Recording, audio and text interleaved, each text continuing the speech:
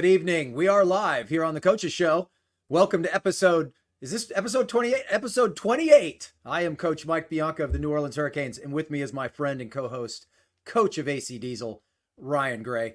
Tonight, we're going to discuss this week's upcoming NXL Europe Portugal Invitational, the latest and potential scenarios regarding the NXL Texas Sunday matches in Atlantic City, and the next Coaches Clinic.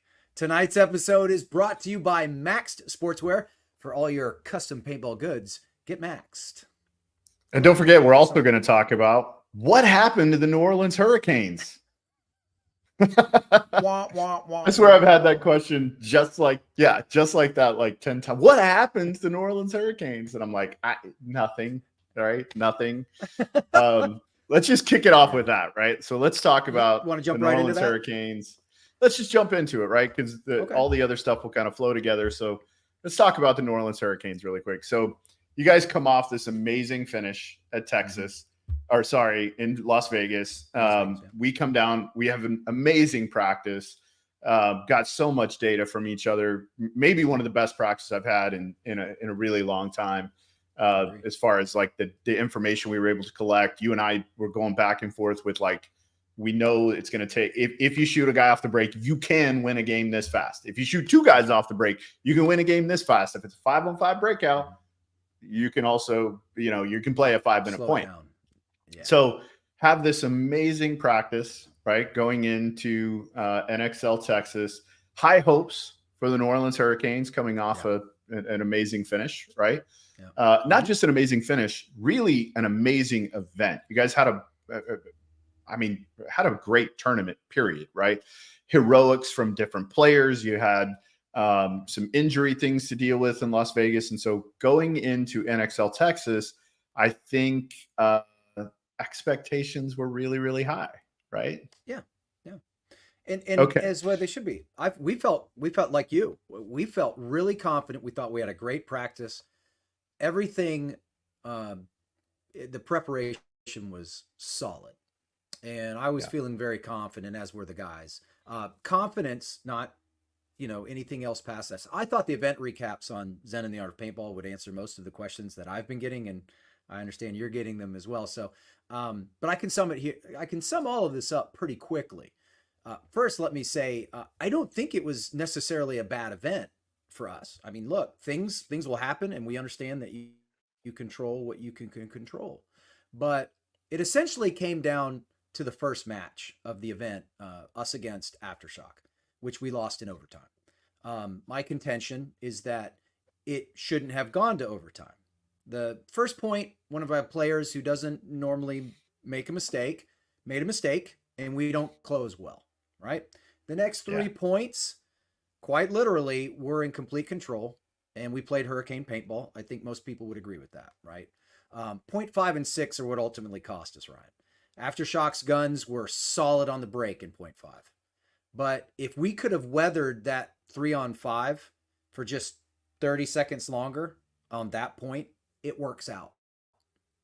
And I say this because during 0.6, even though it looked really, really grim at first, my guys pull a 4-on-2 back to a 2-on-2. Now, on top of this, we own the two best bunkers to defend the field with, the Snake Corner and the Dorito 2. Well, Dorito 1's really better, but I had Jacob Seawright in Dorito 2, so it works out. We were solid. Another bad decision to fight over the top of the Snake Corner by a player who doesn't normally have anywhere near the habit of making mistakes at around the 30 to 40 second mark in that point gets eliminated, and that lets Shock tie it up. But I do think it's worth mentioning for the record. I think had we had 4 more seconds in that 26-second point, if we had 30 seconds instead of 26 seconds, we don't go to OT. We win it. We had shot all of them. We're running in. We were just a couple seconds short. So we go to OT. Sure. We get a penalty on the break for a pack hit, and we lose by 1. So you change that game. We're 3-1, top 10, playing on Thursday in AC. But those things didn't happen. So the 13th place finish, for the event is what happens when those sorts of mistakes happen, and they can happen. One little mistake can literally shift the entire outcome of an event.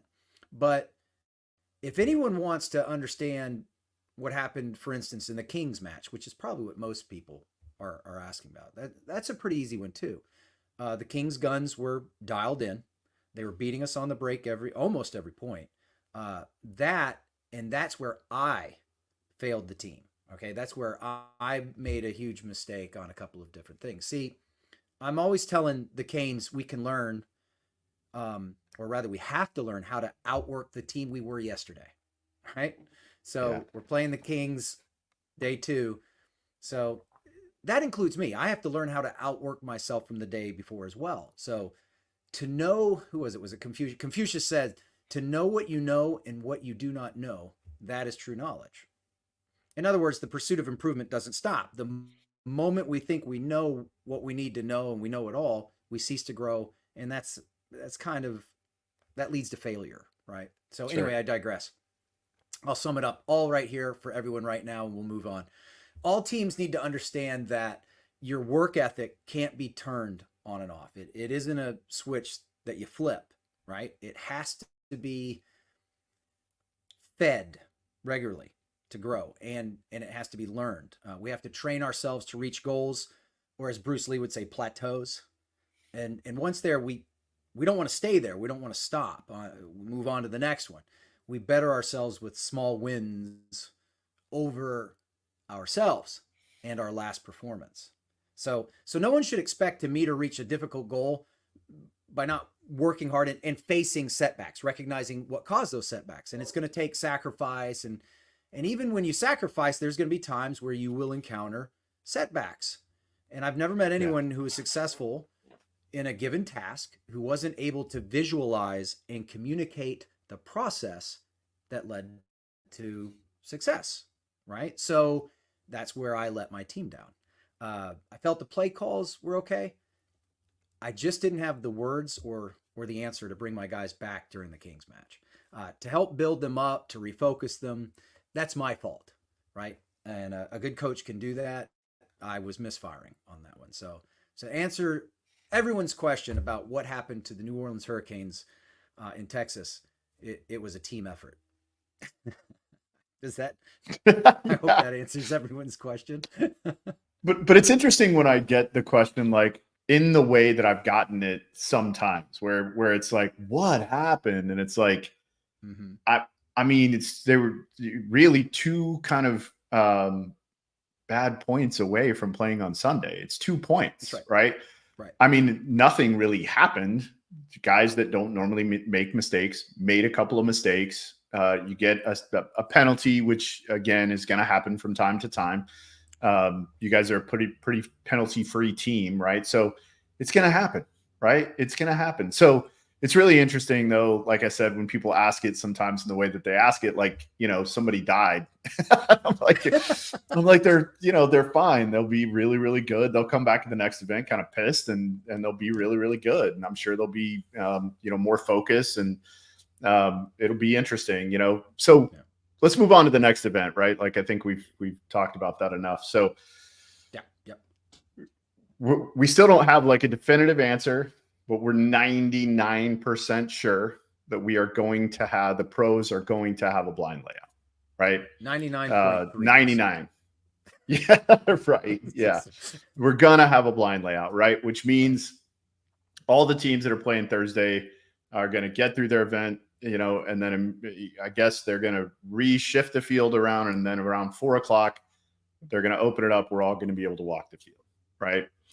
Which will be interesting, right, for the teams that are playing in the final match because of like food and therapy and the things that they're going to have to do to get their bodies right and not just their bodies, but their mentality correct, right, and their focus right to go walk a field and start thinking about a brand new tournament that's going to start less than 24 hours from the time that event finishes. So, the kind of downside to that is, of course, the divisional teams won't play on the main field, which kind of sucks. But they will. It sounds like they're going to be able to slide those finals games over into the free webcast over onto the semi-pro field. So they'll still be on a webcast, which is cool. Just won't be on Go Sports. There's some other exciting news, hopefully, that'll be released in the next couple of days, kind of surrounding also why that might be important for them to have some space in the schedule on Sunday to be able to do some setup. But it looks like that's what's going to happen, right? So I guess like the tournament will finish. We're going to get our draws within 10 minutes of the event, right? I mean, we'll get our draws like within 10 minutes of completion of the event. And then bam, we're walking a field preparing for another event immediately. So it's going to be pretty interesting. Yeah. So there's two camps of thought heading into this, right?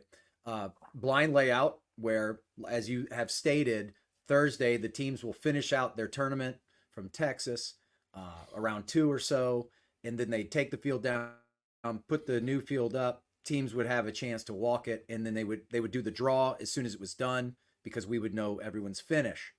So that there was lots of thought from the 10 teams that didn't make Sunday. The 10 teams that didn't make Sunday, from a strategic and tactical perspective, are thinking, okay, yes, I want to split my potential opponents' attention. I want to make them focus on the Texas layout as well as have to learn another layout. So that was one. And the other was, well, no, I want the blind layout, so that, because I feel we're a really good team that walks the blind layout and this, that, and the other, and it'll make everything even and fair. So it was really interesting to listen to the dynamic between all the different camps. It's great talking to, but I think you're right. I think we're probably 99.5% or maybe higher that it will be a blind layout. And the news that we hope to announce here very soon is so exciting. It's difficult to keep my mouth shut, actually, because I kind of want to talk about it. But I know that when the news finally does come out, it's going to be great for paintball. It's going to be great for this community. And we have a lot of great comments already. Confucius quote, very similar to Socrates. All I know is that I know nothing. Correct. That was Socrates. And that's not the exact quote, but very good, Ben Layton. I appreciate it. Rich A, you're absolutely right. Rich A brings up an interesting point, Ryan. He talks about the fact that these 10 teams will now have a potential to play, right? You've got to be, he says, look what you've learned how to do this. How cool is that, Ryan? When did you learn how to do that? It's that show right there. You practice to be prepared and conditioned for what the event demands. Just because you practice every weekend doesn't mean you will always win, but it will help establish consistency. Absolutely. Absolutely. Right. Great point. What I also like is, or what we were about to discuss real quick. Man, I can't talk tonight. I apologize, gentlemen. I haven't eaten dinner and I haven't had enough caffeine. So is the fact that the 10 teams on Thursday have potential to play 4 matches on Thursday. Then they're going to turn around and play 2 on Friday, 2 on Saturday, and potentially 4 more on Sunday. That's a lot of paintball. So incredible. Yeah, I mean, again, if we take statistically the average number of points played in a match, I mean, all the players should be able to do that, right? Like they should.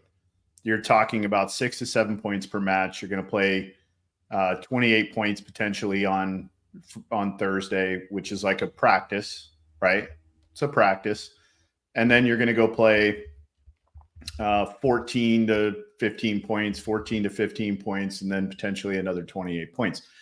Like it shouldn't, when I break it down like that, it's really not that much, right? It's as long as the temperature's right, it shouldn't really be that big a deal, right? And we don't get the R word and mud and those kind of things. So hopefully it'll be good weather for us. So. Wouldn't it be terrible for us to have bad weather? I'm knocking on wood, so everyone who knows that my microphone's on the table, don't get mad. So. Yeah, it would be terrible.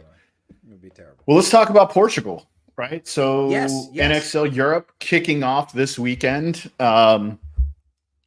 There is you know what? I'm going to find it. I'll put it in the chat for you guys. There is a live stream. I'll go find it for you.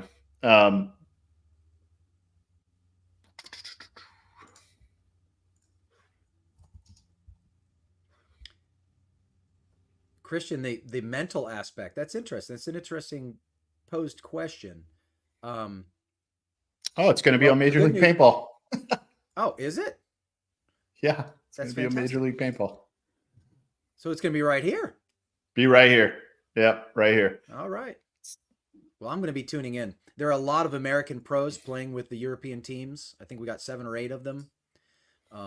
This should be a good event. They're kicking it off right, I think. But I did want to follow up with Christian. The mental aspect, how they bounce back. Well, they better bounce back fast, right? The good news is they're finishing in the top 10, right? So the bad news is if they do get knocked out early, well, you're right. That aspect of, hey, okay, we've got to shift gears. The way I'd probably look at it is, hey, we got a whole new tournament starting tomorrow. That's just how I'd look at this guy. it. So, yeah, I see this guy, Todd Adamson, in the chat. How are you, sir, Mr. Aftershock? Did you catch my monologue about our match? So, I don't think he was tuned in yet, but yeah, well played. Yeah, Todd, we're just about to talk about your guys as we talk about bracket A. So you have Toulouse Tauntauns, the Lucky 15s, London Attrition, 5-Star, and Shock, right? Yeah.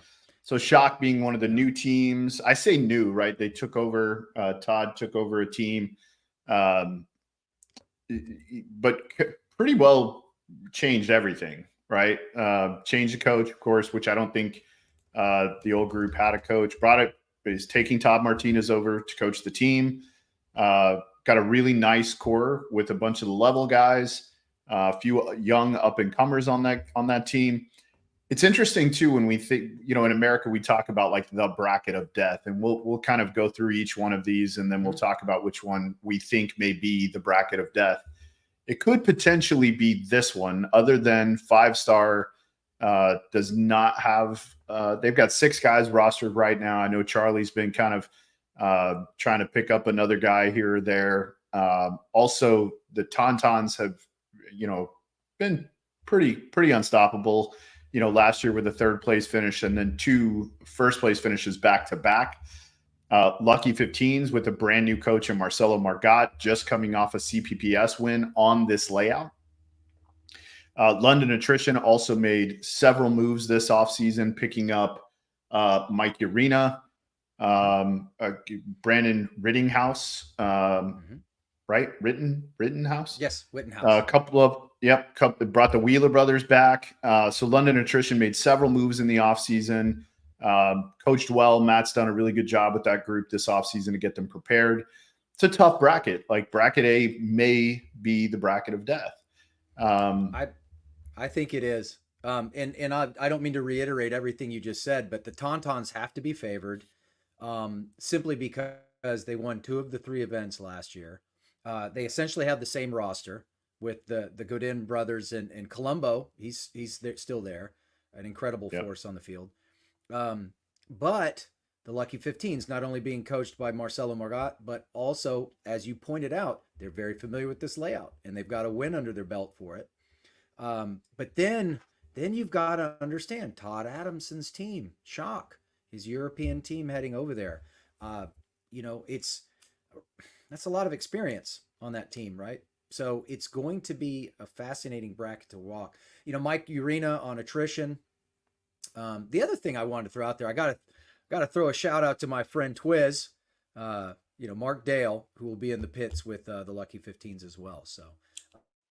But Mike Urena with Attrition, gosh, that's a lot of things going on in that bracket. That's going to be the bracket to watch. Really good, right? So we'll do our picks kind of at the end. So, and that one for me, I will tell you, I've already done my picks and I've had to redo them in that pool several times. So bracket B, Joy Division, who retains, it sounds like everybody. Goran has set up a fantastic offseason program for them. I feel like they're really ready for the season.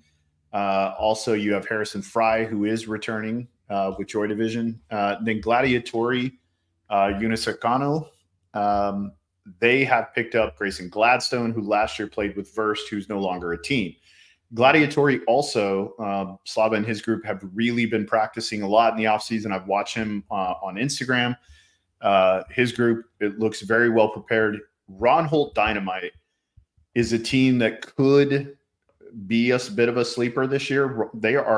This was basically 2 years ago was the Norwegian juniors team. So this was the U7, U19 team from 2 years ago, and they've all stayed together.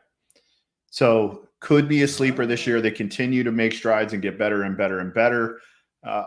In fact, last year,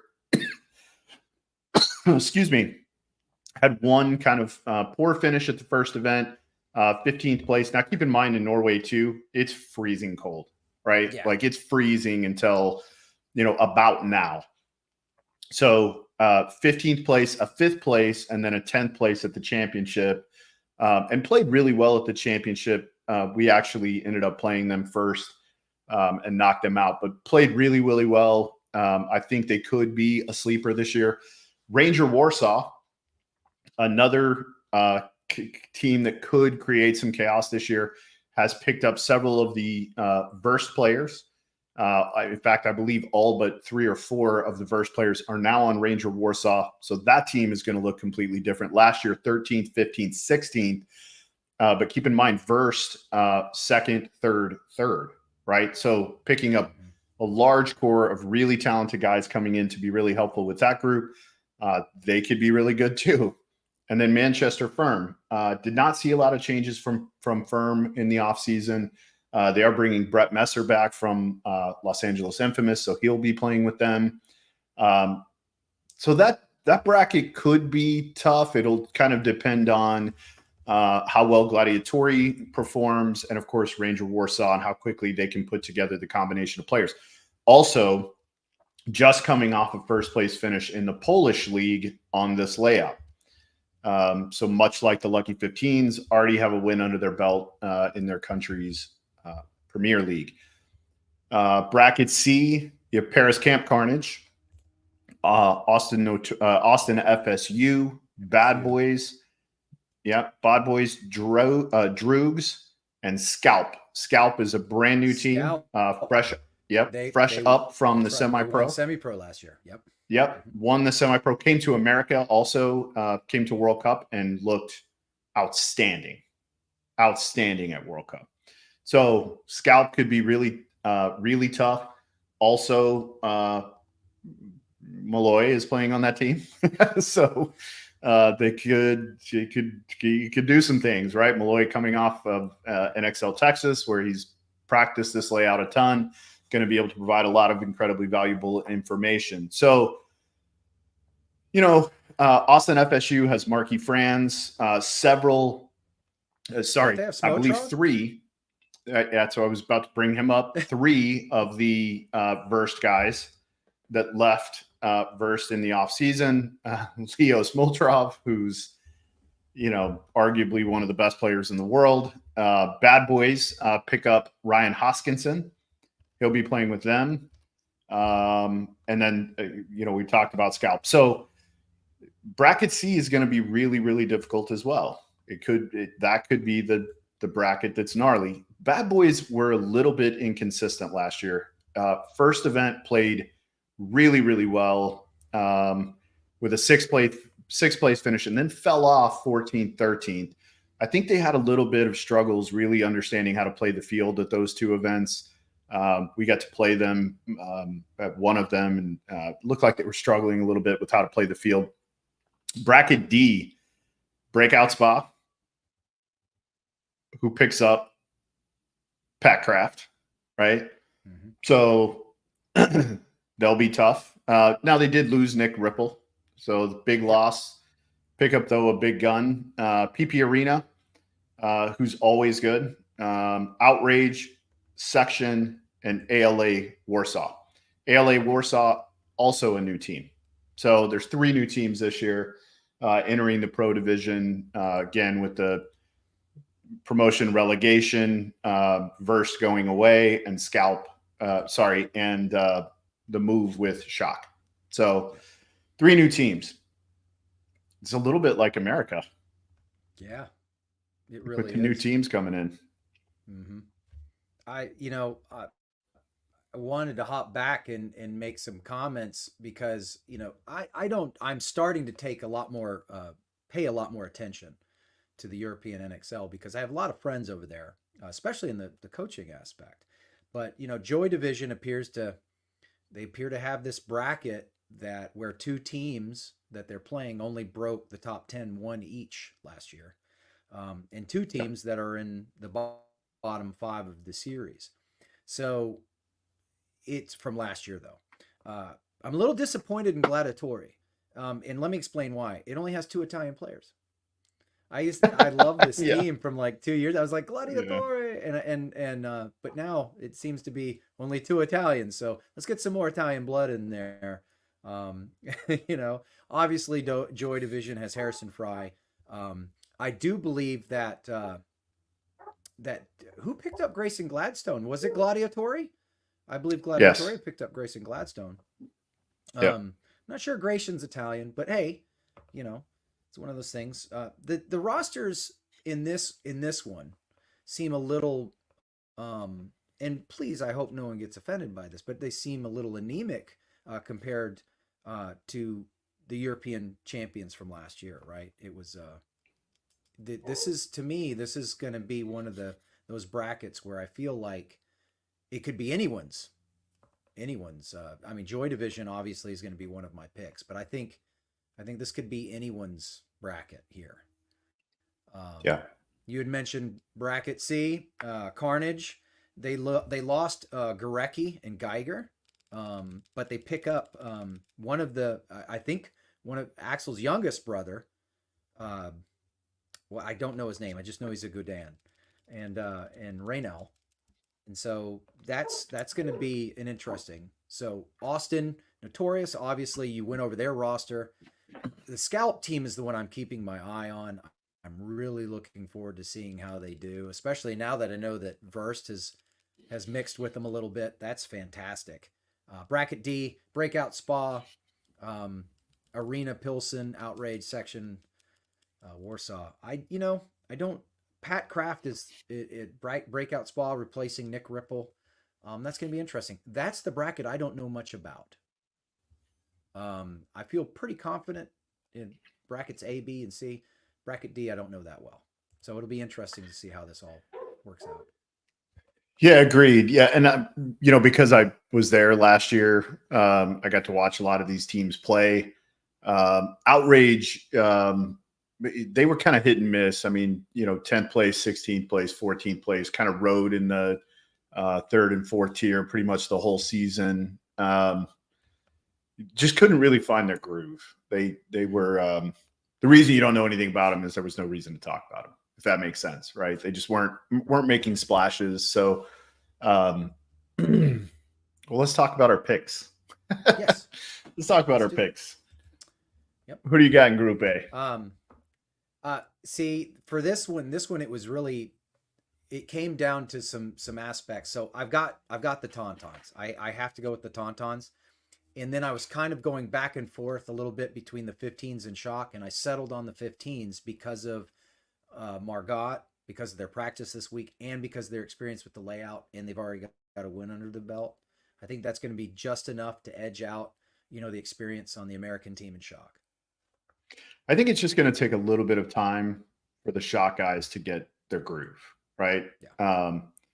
And I too I rewrote this one several times. Todd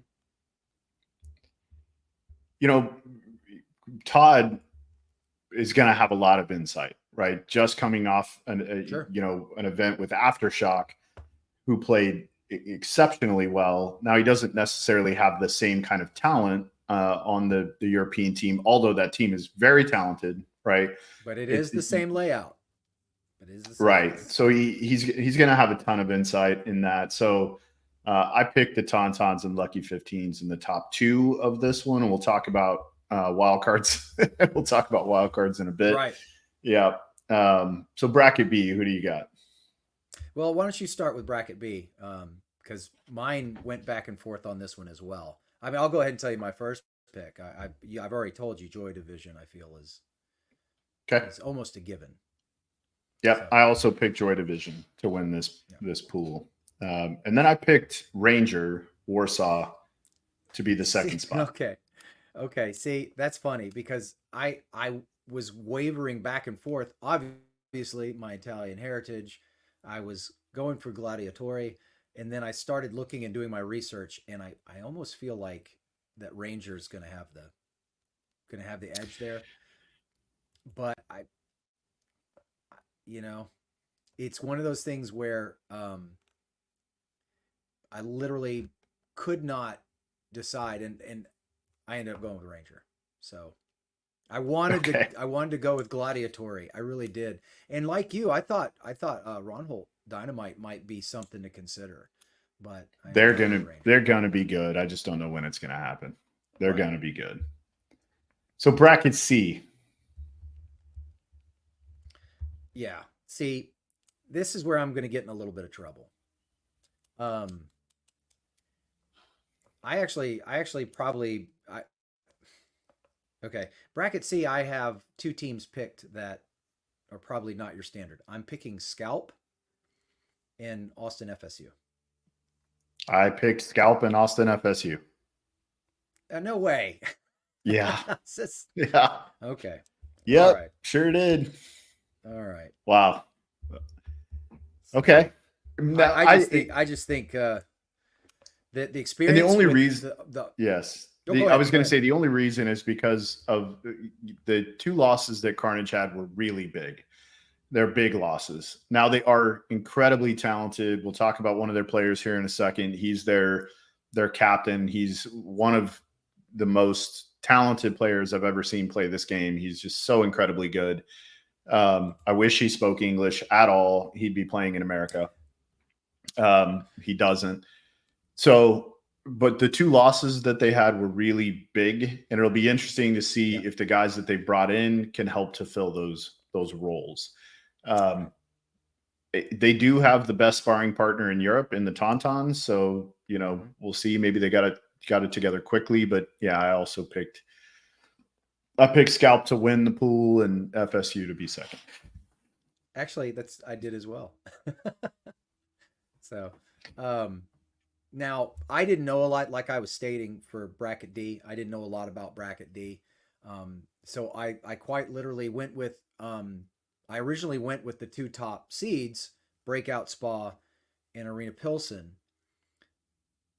And I'm going to stick with that. I almost switched to section instead of Pilsen. We can't be identical in our picks. We better have different. Yeah, we better have different. Well, again, okay. So yeah, let's see. We both chose 15s and Tauntauns. We both chose Joy and Ranger, and we both chose SFU and Scalp. Yeah, this isn't working out. I'll tell you what. So I did go with Spa in Pilsen, but I started to go to section. If you want, I will change my Pilsen pick to section. No, don't do that. Okay. Who are your wild cards? Okay. Wild card, I've got Shock. All right. Because I think they're going to, honestly, if they don't win, or in the top two, they're definitely going to be, they just can't, they've got that kind of experience. They're familiar with the layout. It's the way it's going to go. And then the other one I've got is Ron Holt Dynamite. Okay. Well, we have one different because I have Carnage taking the other spot. I figured that would be yours. And that makes a lot of sense with their sparring partner, right? Yeah. I always have at least one pick that's the underdog because there's always that one team that surprises everybody. And I always want to root for that team. So, but. Well, and again, like I try to factor into like who I know has been practicing just based on what I see on social media, what I see, like understanding of the weather in their areas, those kind of things, like who's playing, who's not playing, which is why, like, if Shock gets it together quickly, I mean, they could play spoiler in a lot of this, Oh, big time. They could play spoiler in a lot of this. I still think the Tauntauns and the Tauntauns, Joy Division, Breakout Spot, Lucky 15s are going to be incredibly tough. They're going to be really, really tough. Yeah. We know those teams have been working hard. They're going to be tough. Absolutely. All right, so only one difference. By the way, how does this is this going to work towards our pool with Shane and Kevin, or is this something No, separate? you and I'll have a different bet. So Okay. whoever loses has to buy the other one dinner in Paris because we'll know the Oh, winner in okay. Paris. All right. Did Yeah. I ever get my So Gatorade and Snicker bar? I don't think you did. I still owe you that. I owe you Gatorade and a Snickers. I'll make sure you get that. But yeah, in Paris on Sunday night, whoever loses has to buy the other one dinner. Sounds good. It's a deal. I may change my picks just because of that. Oh no. Well, then in that case, I might change one too. Because we're only one different right now. I'm putting my alternate over here. Yeah. Okay. I'm ready. If we need to do anything. Christian, right. Shut up. You're not helping. Eiffel Tower restaurant. No, that place is nasty. No. So there's a little cafe right next to the Eiffel Tower. It's not good. Yeah. It's not good. Okay. All right. We got our picks. So all right. Go ahead. No, I was just going to say the first lady of paintball is in the chat. She's a Lucky 15's fan. So Cower's like, Lucky 15's. Let's go. Yeah, let's go. Are you on a plane yet? Yeah. She's probably leaving tomorrow. That's right. So let's talk about some American pros who are going to some American pros who are going to be playing over in Europe. So Marky Franz from Austin Notorious is playing with FSU. Ryan Hoskinson from Aftershock is playing with Bad Boys. Pat Kraft from New York Extreme is playing with Breakout Spa. Grayson Gladstone of Aftermath is playing with Gladiatori Unicasana. Harrison Fry from Dynasty is playing with Joy Division. Mike Arena from Edmonton Impact is playing with London Attrition. And Brett Messer from LA Infamous is playing with The Firm. Yeah. Now, there might be another American pro joining.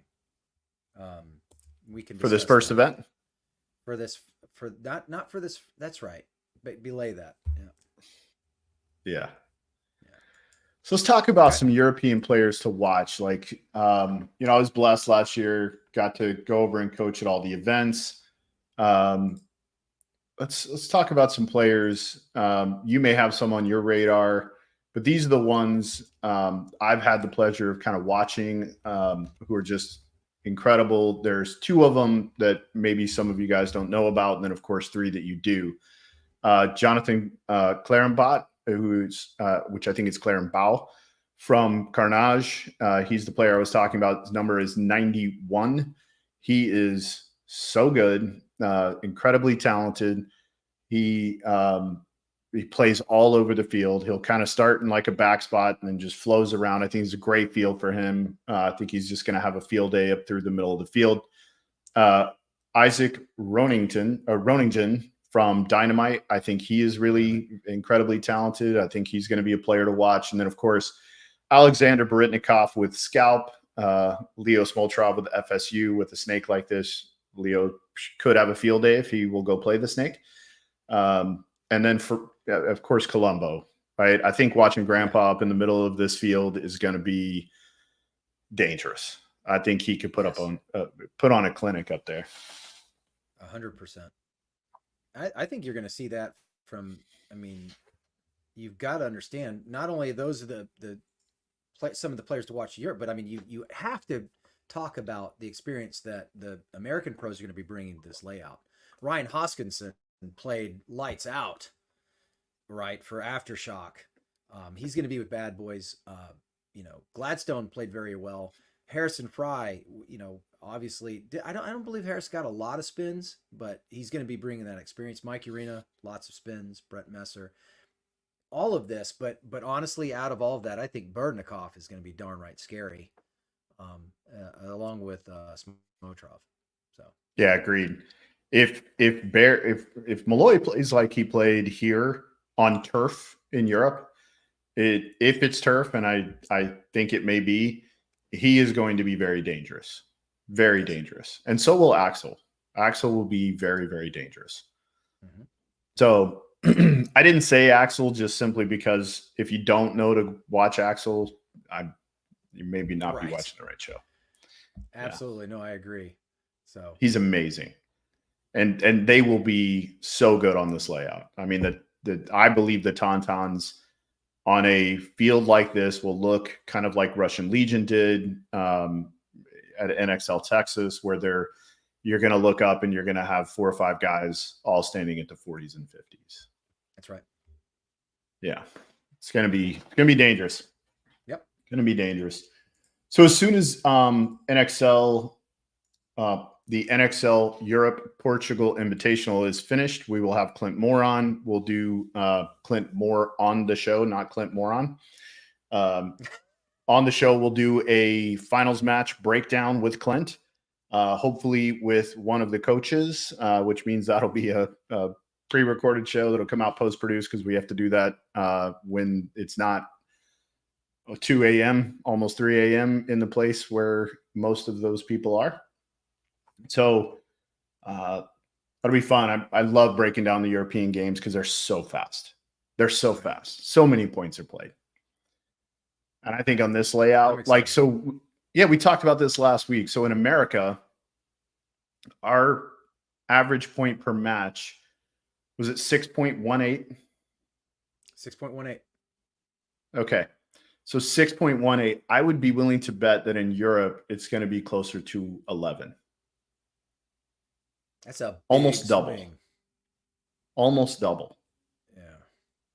It's a big swing. I'd be comfortable going 8.5, 9. I don't know about 11. I'm gonna write it down. But you've got a lot more experience with them, right? So you said 8.5. Yeah. Do I get a range? Is it 8.5 to 9 or? Nope. Do I get a range? Nope. Okay. Well, I said 11. 8 point. All right. So 8.5. There it is. Yes, Rich.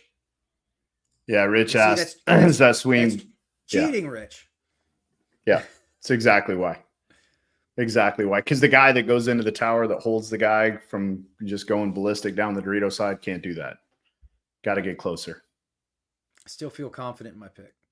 I do. You should. Gut feeling.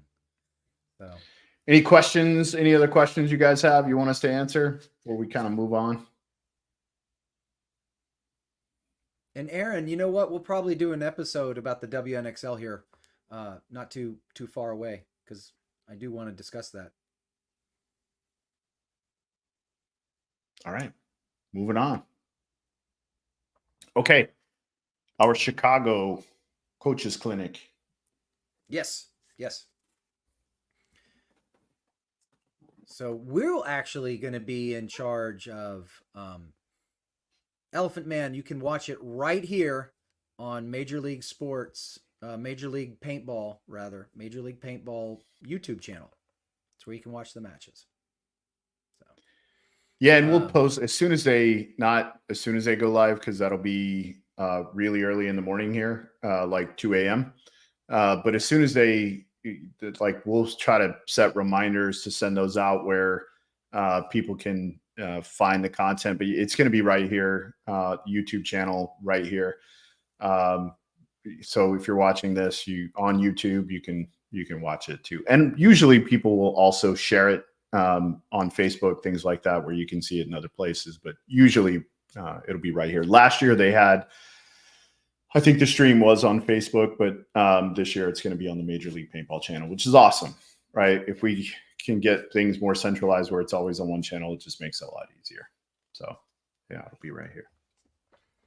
Great question. I'm glad I wore my Hormesis shirt, since I see you're wearing the Coaches Show shirt. I almost wore my Coaches Show shirt. We can't be Twinkies. We can't be doing that live. That would have looked strange. I realized I was wearing the exact same shirt I wore last week. So yes, I had to change right before. We all do laundry. So yeah. All right, let's talk about the Coaches Clinic. Now, first of all, the first Coaches Clinic, to everyone who participated and those of you who were interested in it, I felt was a lot of fun. I had a great time meeting everybody. I felt it was a success. It was a 2-hour event, and Ryan and I had a great time. And my favorite part was the funnel cakes. But anyway, that those were good. Dilly Sorry, donuts. that would the dilly donuts with the coffee was just a great hit. We're gonna do it again, and we're gonna do this in Chicago. Now this will be the same curriculum, maybe a little touched up, but this will be the same curriculum that we did in Texas. Correct, Ryan? Say that one more time. I'm sorry. I was reading Ben So it'll be Layton's the same question. curriculum. In other words, we're not moving on to Yeah, the 2.0, right? We're doing the correct. 1.0 coaches clinic again. So those of you, if you want a refresher, you can sign up again. But those of you who maybe missed the first one and wanted an opportunity on the first one, you'll have an opportunity to have it now at the Chicago event in June, July, August. It's in August, isn't it? Let me. It's September. Kara, that's a great question. There were 27 participants at the first clinic, and we do kind of have a Zoom option where we've actually partnered with another group who's going to be putting out all of our content, which is something we're going to talk about right after this. But there will be options for people. In fact, I did this with a team in Poland yesterday. We're putting together ways for teams from all over the world and players from all over the world to be able to have one-on-one sessions with us, to be able to send us film, break it down. We're also going to be providing some individualized resources for teams and groups. There will be, so the answer is yes, there will be an option for Zoom, not at the coaches, not at the clinic at the event, but there will be opportunities and options for people to get it later. So great question. And we are going to cap it at 30. We originally were going to have 40, but we realized when we got everybody in there and we started taking questions, there's no way that we could have had 40 people in there, answered all the questions, and been as thorough as we wanted to be and as we were. So we're going to cap it at 30 people. So the more quickly you can get signed up, the link for the sign up is in the description of this video. So if you want to do it now, you can, or save the link. Of course, it'll be on the coach's show from now until that event. We're also going to do a 202. So if you have not done the 101 and we move on to the 202, you're going to be missing some of the content we're going to talk about at World Cup when we do. And that's going to be, so what we're doing in the 101 is all about tournament preparation, right, providing resources for how to collect data, to be able to make data and analytical driven decisions instead of emotional decisions. And then when we move on to the 202, we're going to be basically building from that data and talking about how we manage the game with that data. So what players we're going to potentially run, how we're going to handle clock situations. We're going to get into more of the weeds of game management. And so if you don't have the 101 stuff, you're going to be missing some key pieces when we get into the 202 World Cup. I am toying with the idea of with Major League Paintball, trying to figure out a way to potentially do a short 101 especially for like our European guests who may be coming over. We are doing one of these in Drew for our European viewers, but if not everybody's going to be in Drew that comes to World Cup, but if they are at Drew, we would incentivize them. Please do the 101 there. So when you show up to World Cup, if you want to do the 202, you have all those kind of ground level tools. Yeah. And I promise we're much more exciting live and in person than we are on camera. Yeah, for sure. For sure. And it's a lot easier to engage and take questions when we're one-on-one. We can see your face. The response from the first clinic was really, really good. And I'm so glad that Kara popped in with that and mentioned that people were wanting to know if there was a Zoom option. That would be awesome. But it's not something we're kind of ready to do yet while we're doing the thing live. It would be difficult to go back and forth with questions on Zoom and then also with the live folks. That would be challenging, but there are other ways that you can connect with us. So, and we're working on something actually that would probably lend to that. in the near future. Totally. We're working on totally. And hopefully we'll be able to release that next week, kind of what that's going to look like, how it's going to work, where, and it's a platform you guys are all familiar with. We don't want to say it yet until we have everything completed. But hopefully within the next week, we'll know what that's going to look like. And again, for the time being though, like Mike is doing clinics. I'm doing a clinic June 2nd in Kansas. And then again, we're working with this team in Poland via Zoom. There's lots of ways that you can connect with us and take advantage of some of these tools and things that can be at your fingertips if you want. So, yeah. I'm only doing 2 more clinics this year. That's it. Good for you. On my own. I've made that decision. So I'm like, it's, we'll see. We'll see. Good for you. Really smart. Yeah. Well, between all the things that are happening, right? Between the hurricanes, between the coaches show, between the opportunities that are coming that we plan on announcing here soon. My family, my daughter's graduating. I've already got one son that's graduating, is in college. I've got my daughter's graduating this week. My son's he's hoping to be a collegiate wrestler. My other son does all these things, and it's just all this stuff. And then there's got to be time for Jen and I. So, between all of that, it's time. Like, I kind of looked at the remaining weekends in the year and I said, okay, I can maybe do 2 more of these individual Zen clinics, and then we'll go from there. So, yeah, the long break is when I'm loading them up. Right. Yeah. The long break between the Paris and after AC. So, all right, just to reiterate, keep your eyes on social media over the next few, hopefully, days. There'll be some great news coming out that we're so excited about. Mike and I talk about this all the time about the condition of the league. I've been in around the league since 1997, and never have I seen the league in the condition it's in right now. Between the relationship of the professional teams and really even the divisional teams, and NXL leadership, you're always going to have keyboard warriors. There's always going to be things to complain about. But the reality is, the league is in a better place than it's ever been in the history of paintball. We talk about the golden era of 2003 to 2008. The reality is, this is the golden era. We're in it right now. The opportunities in front of us as a community are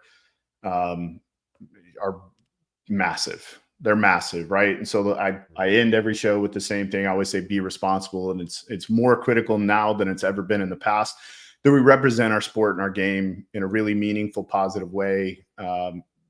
It's fun, right, to stir up shit and create drama and be a keyboard warrior. But the reality is, all you're doing is showing every outside company who comes and looks at the social media for our events, and they read all that nonsense and bullshit that's on there, and it just makes them kind of like, maybe we really don't want to participate in this. So just be cautious. Just remember, there's eyes on us, and they're big eyes. They're not, right. We're not talking about some back ass energy drink. They're real eyes on us now. So just be responsible.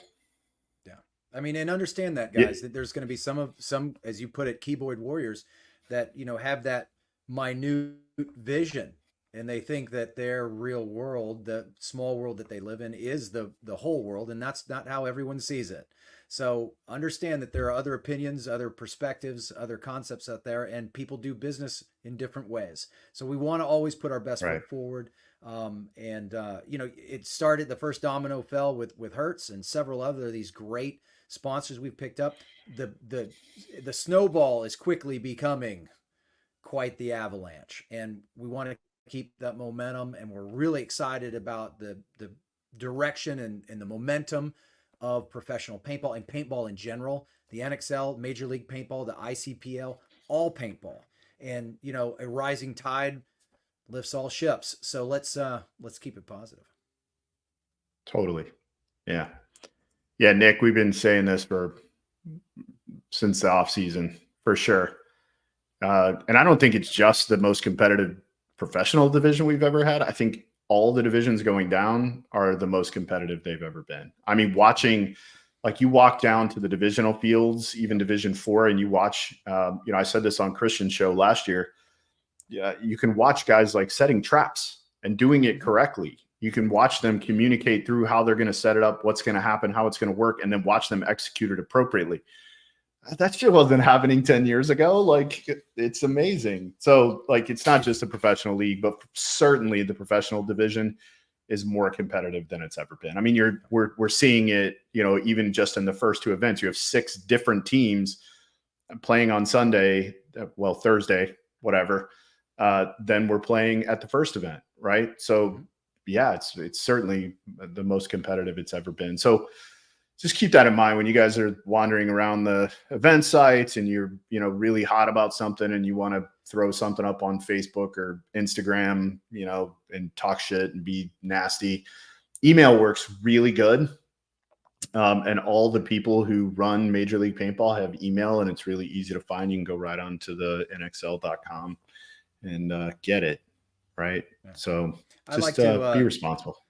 Yeah, be responsible. I like to take trips through the divisional pits. I like to go through pit row, and I like to walk through and check in on all the divisional teams. I make a habit of it every event to walk through there and just watch. And you're absolutely right. The divisions are getting so much more competitive. You're seeing the talent. It's like I've been saying for the last several years, the sport has become academic. There are fundamentals and standards that teams are starting to understand and realize, and they're applying these things, and you're starting to see it. And it's really exciting to see. Yeah. I mean, paintball over the next probably 10 years is going to evolve more than it's evolved in the last 20. I agree. As far as the players, right? We're going to start seeing new and creative ways that people are playing the game instead of it kind of being, you know, the standard things that we've seen over the last several years. In fact, I think it's already changing. You know, the way teams, Virgil's in here now, which, you know, congratulations to him and his group. He's literally, I was about to use them as an example. You know, Blast Camp comes into the league kind of notoriously is a bit of a team that plays a little bit slower, and then comes into the Texas layout and plays it at a really fast rate, right? High tempo, plays a lot of points. So you're seeing teams really stylistically have everything in the bag, right? They don't just have like this slow, you guys, right? The New Orleans Hurricanes showed it last year. I think that was Philly. You know, you guys could play a really slow game against one team, and then the very next team or very next game you play, you know, you're playing this really high paced, ballistic style. So yeah, the teams are just getting better and better and better, stylistically, and methodology's better. It's really interesting. So it's adaptation. Totally. Adaptation is key to being competitive now. And wrote an article about it. You can find it on Zen and the Art of Paintball. So it's called Adapt. All right. So. Yeah, for sure. We're in that phase for sure. So, all right, we've babbled long enough on that. So yes, again, all of the NXL Europe matches can be found right here on Major League Paintball. Those matches, I believe, begin at 8:00 in the morning. Let me check schedule. Yes, 8 o'clock in Europe, which would in Central Time here would probably be what, 1 a.m. or so.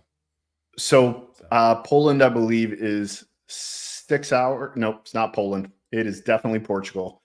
I believe Portugal is 7 hours, so that it would be 1 in the morning. It may be 6, which is would be 2 a.m. here. But because it's going to be on YouTube, right? you can back it up. Watch the games. Yep. Yep. That's right. Thank you, Iron Maiden fan. I know who you are, TJ.